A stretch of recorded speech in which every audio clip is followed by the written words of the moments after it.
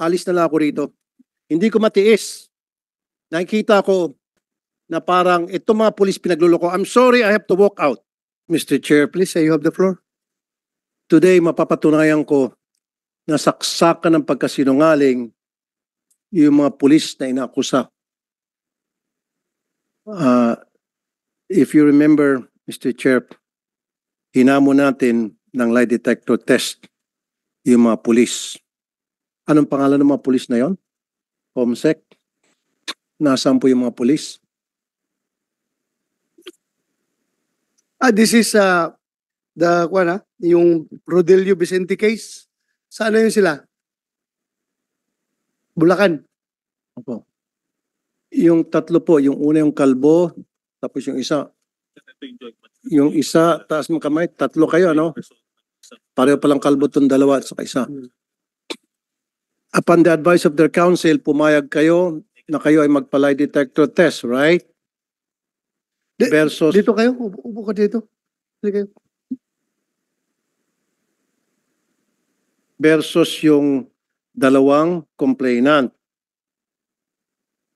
Dito ipapakita ko sa iyo, Mr. Chair, na walang respeto sa iyo ang mga ito bilang dating PNP chief at bilang chairman ng committee na ito, at walang respeto itong tatlo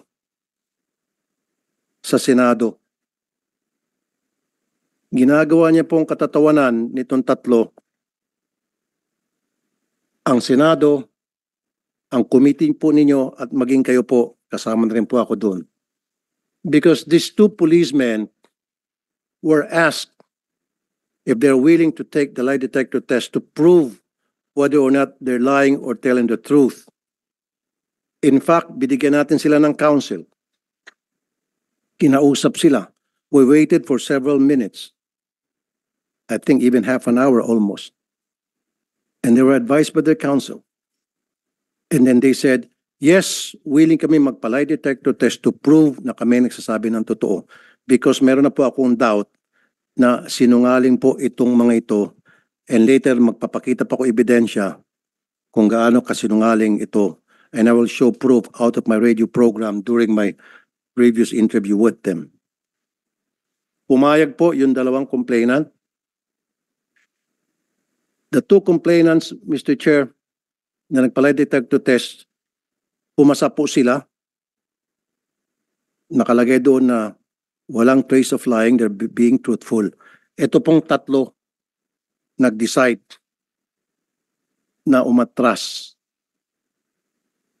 Ang request ko sana sa committee na ito, through you, Mr. Chair, mag-issue po sana ang committee na ito ng show cause order why they should not be cited in contempt doon sa pag-atras nila na nung una pumayag sila at pinalilitaw nila na parang ginagawa ng katatawanan tong Senado. Mr. Chair. So siguro tatanungin natin sa kanila, although I know na karapatan nila na tumanggi, pero may karapatan din po siguro ang Senado na para protektahan ang integridad ng Senate against people who will make a mockery of this committee. Patutunayan ko sa inyong tatlo na napakasinungaling nyo. Wala kayong respeto sa dating Chief PNP. Para kayong binibaby-baby yung bang nasa piling nyo?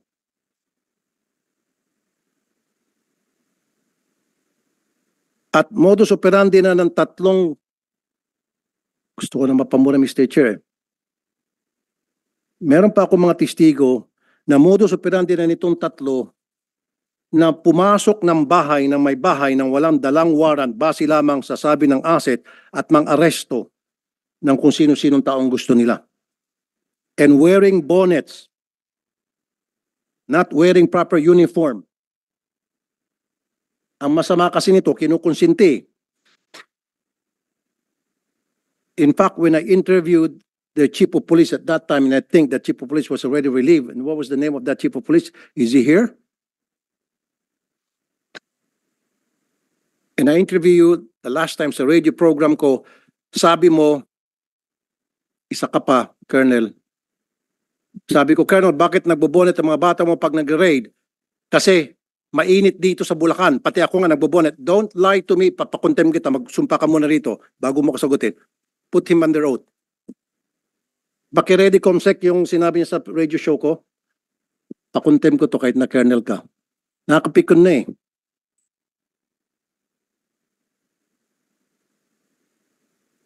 Hindi po ako papayag na for so many years, for decades, nakikita ko po kung paanong apihin ng mga abusadong pulis ang mamalit nating kababayan. Although hindi naman po lahat ng pulis abusado, I have so many friends in the PNP na napakabait. Barkada ko for so many years, just like you, Mr. Chair.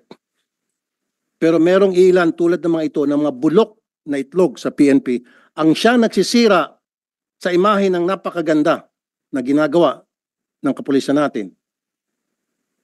Dahil sa gravity ng inyong kasalanan, yung magandang imahe na na-build ng mga kasama ninyo for so many years pinaghirapan, nawa-wipe out sa isang iglap dahil sa katarantaduhan ninyo.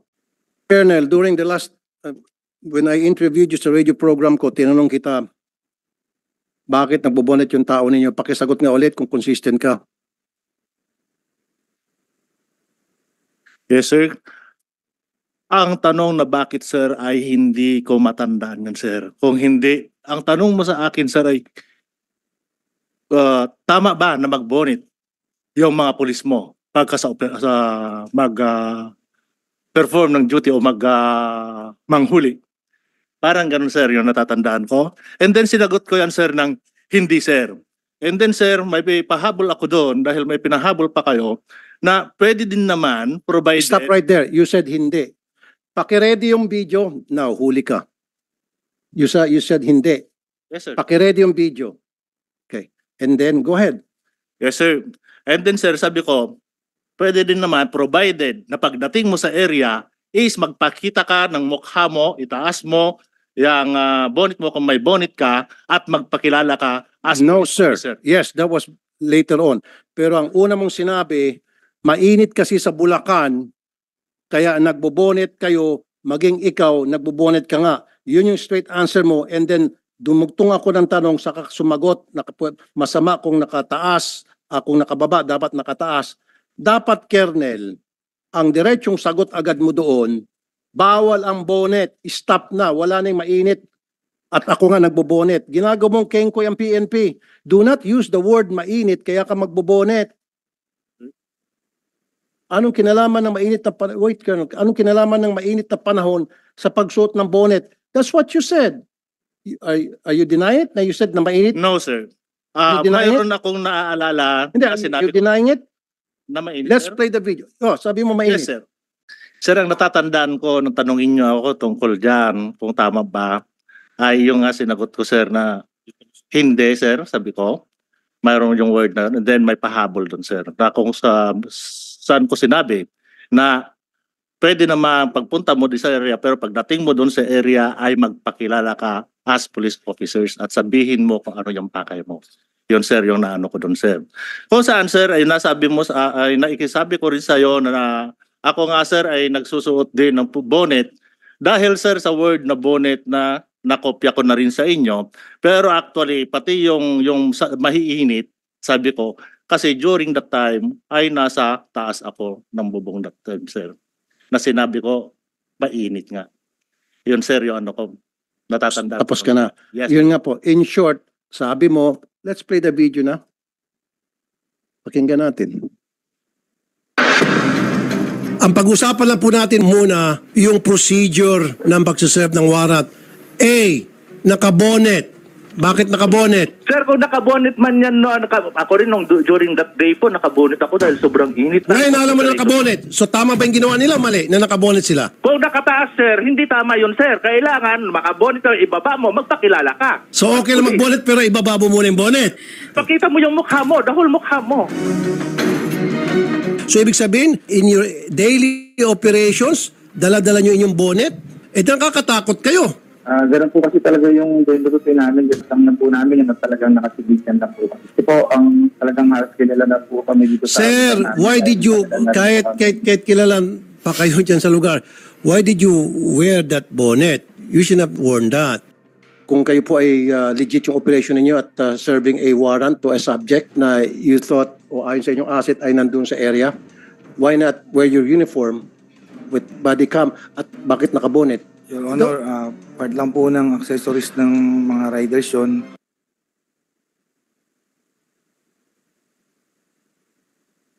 So yun, you use the word mainit.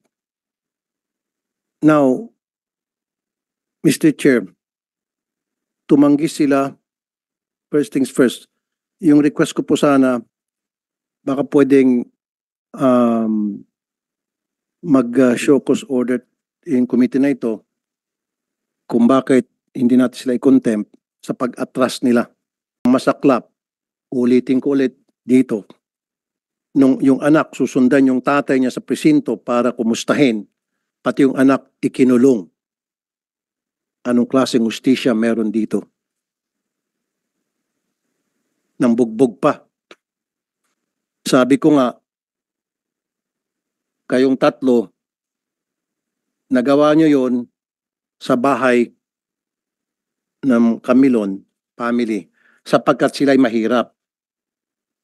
Kung ginawa nyo yun sa bahay ni General Bato de la Rosa, now Senator Bato de la Rosa, baka may kalalagyan kayo. I promise you, hindi nyo kayang gawin yon sa bahay ng mga mayayaman. Hindi nyo kayang gawin yon sa mga taga Forbes Park. Or maski na sa mga wala sa village na mga bahay ng mayayaman. Hindi nyo kayang gawin yon. Look at me when I'm talking to you, please. Ikaw, just look at me. Huwag kang matakot, hindi kita kakain, hindi ako kumakain ng tao.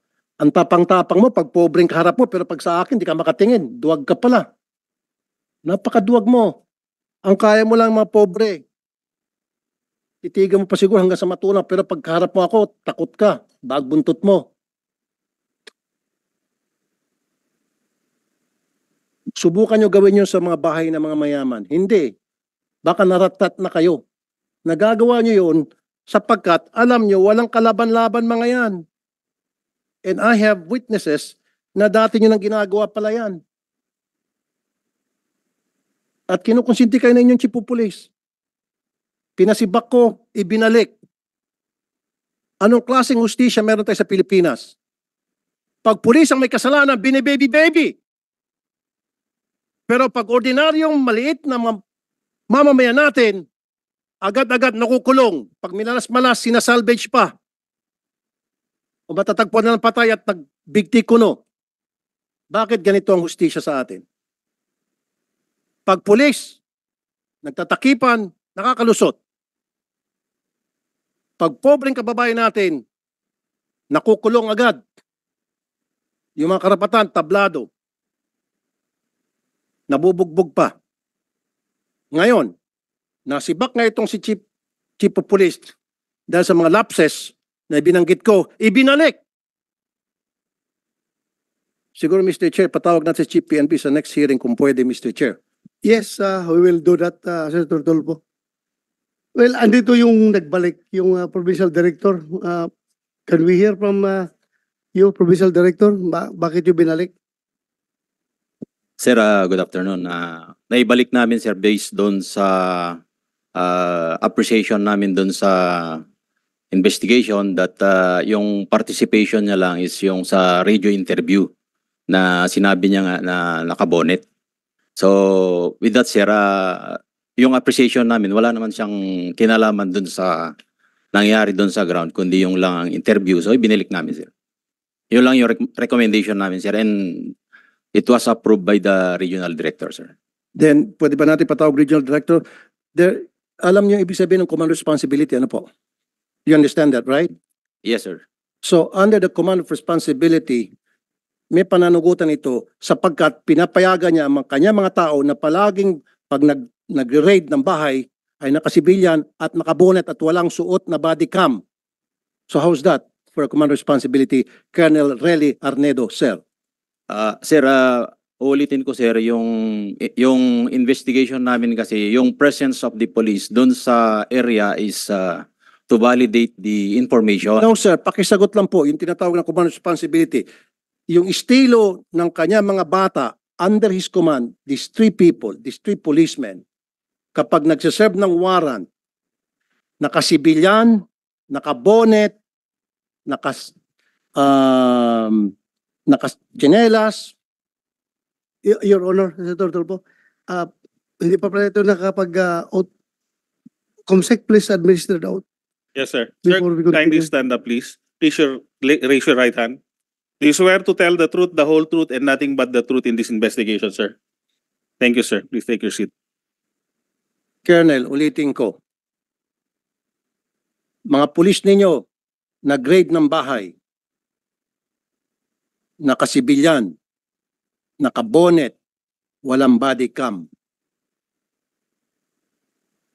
May lapses doon. Ngayon, sino ang boss nila? Sino ang superior nila? Of course, the chief of police, sir. Exactly. So doon ba sa mga binanggit ko, may pagkukulang bang mga pulis doon? May lapses ba doon? Sir, kung yung pagpunta nila dun, sir, is not part on the procedure, No, yung bawal yun, procedure sir, po, bawal. yung procedure na sila ay nakabonet, walang body cam, nakasibilyan, hindi man lang nakasuot ng tsapa na pulis, kahit na sabihin natin wala ng warrant, at least man lang may ID na makikita na pulis sila. Kaya nga nagkaroon ng komosyon eh. Kasi akala ng Camilon family, mga akyat bahay. But anyway, so yung procedure na yon, was the procedure violated? Yes or no lang? No, sir, no, sir. The procedure wasn't violated? Yes, sir, yes. Pwede mag-grade ng walang body cam?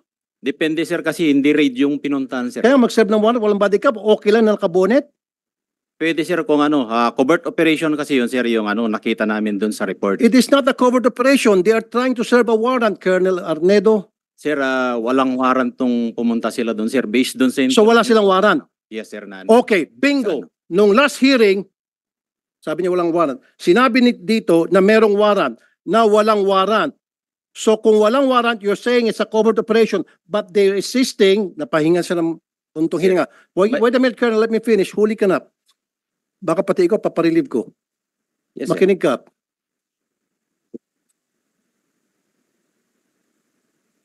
Sabi mo, walang warrant. Nung last hearing, merong warrant. Makinig ka. No, Colonel. Ulitin ko, for the end time. Ngayon, lumabas sa bibig mo. Huli ka, Balbon, sabi pa nga ng mga netizen. Sabi mo, walang warrant because it was a covert operation. Ang sabi nila di sa hearing, kung matatanda mo, Chief Senator Bato, may dala silang warrant and they were serving that warrant. In fact, wala silang search warrant pero meron, wag ka muna sumagot. Sir, sir. Wala silang Wala, warrant sir. dahil merong tipster. That's why they don't need the search warrant anymore. The warrant will surface because, andito pa nga dito si Attorney Bernardo, because at that time, merong witness or asset na nagsasabi nandyan sa loob ang kanilang hinahanap na suspect na isa-serve nila ng warrant. Do you remember that, Attorney? Kaya nga nagkaroon tayo ng konting discussion between search warrant and warrant of arrest. Yes, Sabi nila there's a warrant of arrest but no search warrant is needed because merong nga witness na nagsasabing nandoon yung suspect. Opo, Your Honor. Narinig ko po na sinabi ng mga taong ito na nagsaserve sila ng warrant of arrest. Kaya ang sabi ko nga, dapat sumunod doon sa Supreme Court issuance sa dapat naka-body worn camera po. Narinig mo, Colonel Arnedo. Ngayon, galing sa bibig mo, walang warrant at covert operation. Hindi kayo tumutugma-tugma. Dito may kita, Mr. Chair, na napakasinungaling kasama na si PD, Chief of Police at itong tatlong alipores nila. You see, Colonel, you're a bad example of the PNP. Your Honor, Senator Tulfo, klaruin mo natin. Yes. May warrant o wala? Sir, may warrant, sir. Pero Oh. yung sinasabi ko, sir, nagbabalidate nga doon sa sir, yung Chief Intel, walang dalang doon, pero nagbabalidate nga. Pero But meron there's a warrant. warrant yung subject. Mayroon, sir, Hindi meron lang pa. nila bit-bit yung warrant. Yes, sir. Yun ang ibig kong sabihin, sir, na hindi lang nabitbit yung warrant because they are validating Chief Intel po yung Ah. nandun, sir. Klaruhin natin, covered ng warrant yung Yes, subject sir. na hinahanap nila. Yes, sir. Hindi lang Covered nila ng bitbit yung papel. Yes, sir. Oh, klaruhin mo Then, pag... walang warrant, dapat di kayo pumasok. Sir, actually, sir, hindi sila Madam, pumasok, sir. Sorry, Hindi sila pumasok. sorry po, Chief. Doon pa lang nagkaroon inconsistencies. I'm sorry, Chief. Yes. Parang nabibaby to eh. The way I look at it. Parang nabibaby na naman to eh. Nakakawala na naman to eh. Huli ko na sana to eh. Nakakawala na ulit. Sinabi mo walang warrant. Sinabi na nga mismo ni Attorney Bernardo, sabi ng mga pulis mo meron. Tapos ngayon sinasabi mo wala. Sinabi ng mga pulis mo nandito, dala nila yung warrant. They were there, here. Dala nila yung warrant. Ngayon sinabi mo walang warrant, pero nung i-baby ka, sabi mo, Klaruhin ko lang, Sir Tutulpo, ha? Hindi ko binibaby itong Sorry. mga tao na ito, ha? Kahit na mga dati ko itong mga tauhan, alam mo na, nakita mo naman kung ako yung gagalit dito sa kalukuhan nila. Ako lang, I'm just trying to explain na kami sa PNP, kapag nag-operate kami, lalong-lalo na pagkilala yung mga operatives, number one, we allow them to use bonnet para hindi sila makilala. Pero yun nga, pag i-serve na yung warrant, dapat mayroong uniform personnel na kasama. Pero yung presensya na doon para mag-confirm kung andyan o wala yung subject, wala mong problema kahit na nakahubad sila dyan, nakatsinilas, kasi that's part of the intelligence operations na ginagawa ng police. Pero kailangan, pag-serve nila, dapat may kasama na silang police na uniformado. kasi So, yes. my line of questioning will lead to the fact that these people are lying dahil sa kanilang pagsisinungaling, meron tayong biktima na nakulong. Biktima na, biniktima pa po the second time. Kasi nga po, Mr. Chair, yun yung gusto kong matumbok dito na yung Camilon family, they were victims. Pumasok sila, mali yung procedure na ginamit nila. Hindi kami, Vicente. Sorry. Vicente. Sorry, itong Vicente family, excuse me. Maling procedure. Kahit na sino ba naman, Mr. Chair, nakabonet, may pumasok na mga tao, of course, papalag, magkakaroon ng tulakan. And based of that, ginamit ng mga pulis na ito para kasuhan sila ng Assault bang kinaso nyo? direct assault to Direct personal assault. authority. Hmm. Biniktima mo na nga, winalanghiyan mo na yung karapatan nila, pagkatapos kakasuhan mo pa, nakulong po sila, Mr. Chair. Nagpiyansa lang sila. In fact, ako mga nag-abono ng piyansa nila. Taawa ko. And then, bakit pagkatapos makulong si tatay, si anak, susundan, natural Mr. Chair, kahit na ikaw, susundan mo saan yung tatay ko, nakulong ba talaga, totoo ba nasa loob ng kulungan. Pagdating po doon sa presinto, pati itong si anak, kinulong. And of course, magsisinungaling to, sabi nila hindi. Kaya nga, doon pumasok yung gusto ko sana, Mr. Chair, ipalay detector test sila kung sino nagsabi ng totoo. Ito ba ang grupong ito o yung grupong doon sa complaint natin? Pumayag sila, pareho. Nag-lie detector, umatas to, itong mga pulis na ito, nag-go ahead itong mga complainant, and they passed. Kaya nga, klaruhin natin na as far as this committee is concerned, and as far as public opinion is concerned, talo na kayo. Kayong mga pulis na umatras. Kahit na, yes, we understand that. It is your constitutional right na umayaw dyan sa lie detector test. Karapatan nyo yan kung ayaw nyo. Pero we are talking here about public opinion. Talo na kayo. Pati sa committee na ito. Mas naniniwala ang committee dito sa proven true lie detector test na hindi nagsinungaling. Kasi pinag-usapan natin last hearing was your word against their word. So, para to establish kung sino nagsasabi na totoo, sinasalis namin kayo ng lie detector test. Ngayon, kumasa sila. Pumasa. Kayo, kumasa. But later on, umatras. Hindi namin kini-question yan. That's your constitutional right. But, as far as this committee is concerned, nakikita talaga namin, hindi naman kami, kahit kayo, pulis kayo, kung if you were in our shoes, kung kayo ang membro, chairman ng committee na ito, sino pa paniwalaan nyo? Yung nag-volunteer ng lie detector test? Pumasa? O ito nag-volunteer tapos umatras? Alam nyo, masyadong mahalaga yung word of honor pagdating sa Pilipino. Pag sinabi mong, yes sir, magpalay detector test ako, tapos later on, atras ka, malaking bagay yan. So sa ngayon, as far as this committee is concerned, ito, impression of this committee favors the accused talaga. Ito mga pumasa sa lie detector test. Kayo, dadalawang isip kami sa inyo, maniniwala dahil nga, umatras kayo. So, yun lang kasimple. Kaya dapat, huwag kayong padalos-dalos. Huwag kayong padalos-dalos sa ginagawa ninyo. Hindi maganda yung ginawa nyo na pumayag kayo tapos umatras. Again, as I've said, it is your constitutional right. Hindi namin kayo pwedeng pilitin. Pero, sino ngayon ang talo? Kung totoo sinasabi ninyo. Kahit na sabihin nyo, totoo yung sinasabi nyo ngayon, talo na kayo. From the start. Dahil nga, umayaw kayo, umatras kayo. Sa lie detector test. Ito ngayon sila. Halimbawa, granting lang, very remote possibility na nagsinungaling sila. Pero, pumasa sila sa lie detector test. Granting lang ha, granting na nagsinungaling sila. Hindi ko sinasabing nagsinungaling sila. Pumasa sila, hindi sila umatras. Kanino maniwala ang tao ngayon? Diba? Sa kanila. Proven sila na hindi nagsinungaling. Dahil wala silang rason na umatras.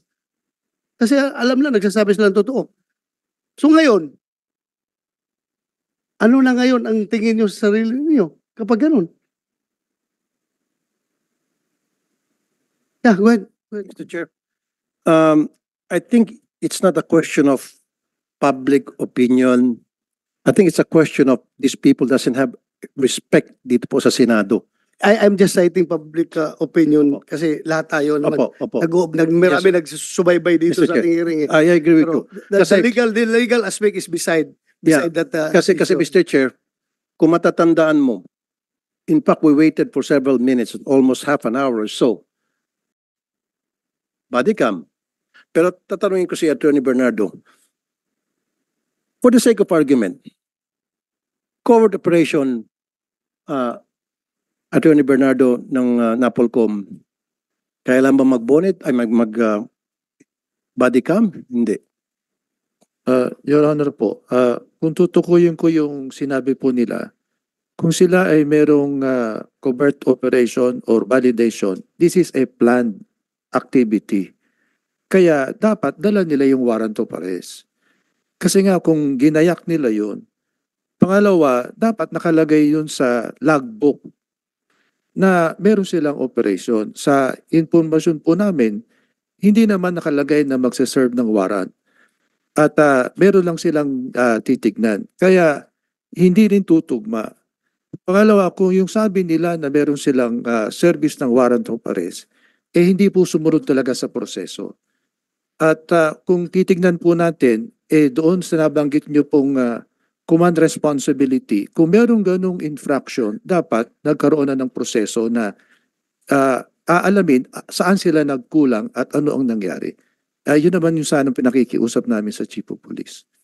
Dapat po yung pagsusuot din ng bonnet, natukoy din po natin nung nakaraang hearing yan, kung talaga magsaserve ng warrant, gaya ng sabi nila, dapat meron namang kasamang nakaupuro uniformadong tao, kailangan magpakilala muna. Kung sakali ang sabi nga raw nila, baka meron pang masamang mangyari doon, kaya hindi nila isinama kagad yung pulis. Yung mga bagay po ng yun dapat mausisa rin. Pero hindi namin po pinahihintulutan na yung normal operation nakabonet. Kaya nga po Attorney Bernardo, para mapagtakpan nitong si Colonel Arnedo yung mga pagkukulang nila from serving the warrant, bumuelta siya sa yung nakikasing daw. Kahit na rin po makikasing dapat dala na rin nila yung warrant of arrest. Kasi nga, yun kasama sa mga gamit nila na para makapagpatunay na lihitimo yung kanilang casing operation.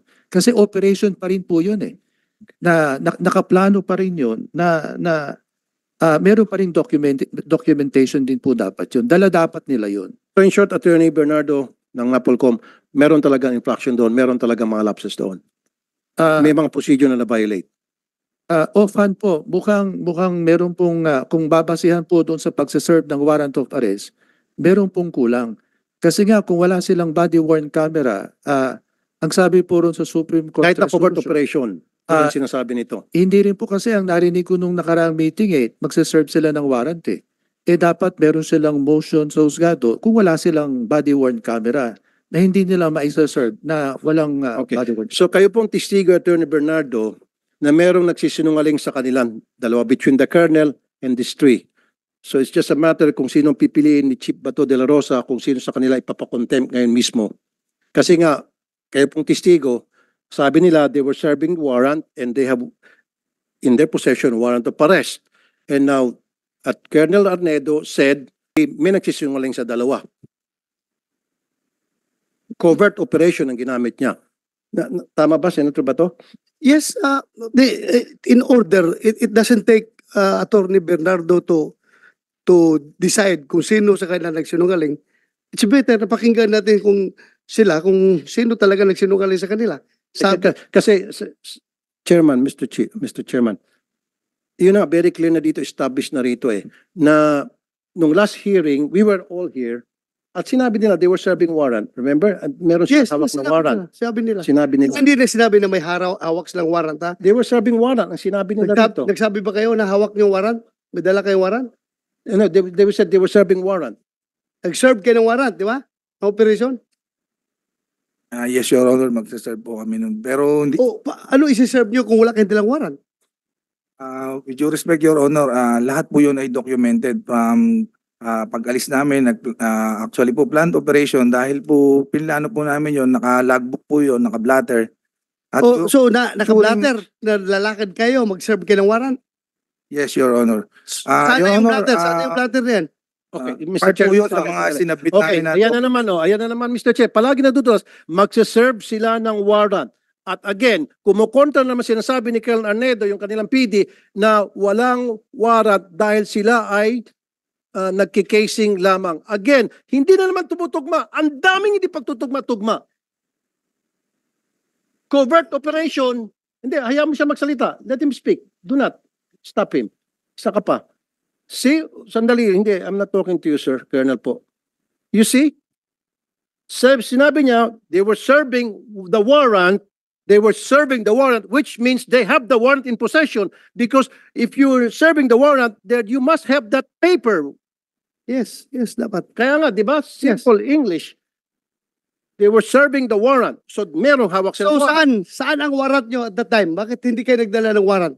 According to your dala po PD. ng warrant officer ko, Your Ha? Honor. Ako po yung sinasabi lang hindi may dala, pero yung warrant officer ko po ay meters lang po ang layo sa akin. Sinong warrant officer nyo at the time? Police Corporal Joel Dicen po, Your Honor. Ikaw? Yes, Your Honor. May dala kang warrant ng time na yan? Nasa bulsa ko po, Your Honor, kasi po magsaserve po kami ng warrant of arrest. Kaya nga, paano kayo mag-serve kung walang warrant? So, dala-dala yung warrant. Dala po namin, Your Bakit Honor. sabi mo na walang warrant? Magbabalidate pa lang kami that time, Your Honor, nung... Sandali. Mr. Bakit Chair. mo sinabi na walang warrant? Mr. Chair, alis na lang ako rito. Hindi ko matiis. Nakikita ko na parang itong mga pulis pinagluloko. I'm sorry, I have to walk out. Hindi ko kaya to.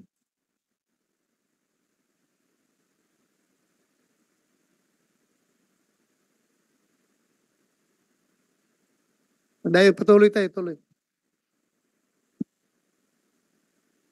Sabi mo walang warrant. Sir, based doon sa report, sir, pagbabalidate nga sila, ang warrant of arrest is nasa warrant officer, sir, which is not part of the validating team. Yung nga, Chief dapat Intel. pinintindi nyo kasi Senator Tolpo na ang may hawak ng warrant, yung warrant officer. Ay, sir. Sila, Di- intelligence officer, nagsusurveillance sila kung nandoon yung subject. Di ba? Yes, sir. Kasi pag-serve ng warrant, siya na magsiserve ng warrant. Yes, Your Honor. Naintindihan ko kayo. Naintindihan ko kayo. Yung procedure na yan, ginagawa ko yan nung panahon ko. Ganun man talaga. Magsiserve ka ng warrant. Alangan naman magsusurveillance na ka-uniforme. Bulabog na kayo. Layas na yung subject niyo kung naka-uniforme. Ganun lang yun. That's one.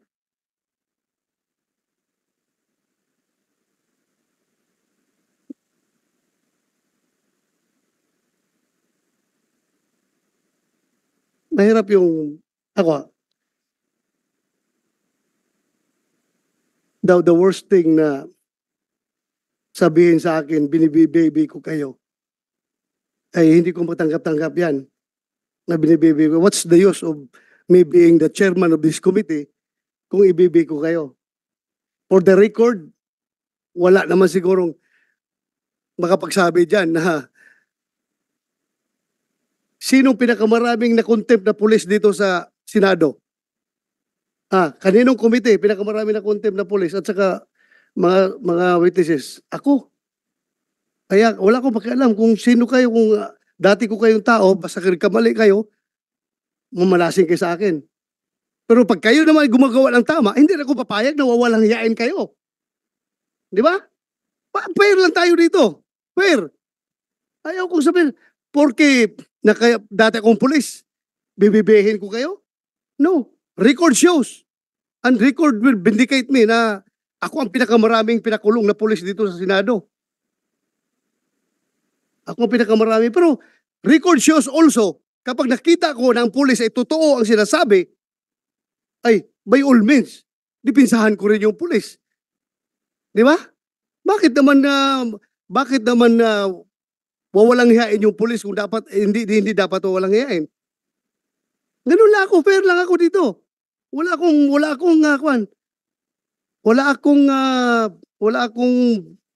pinapaboran dito.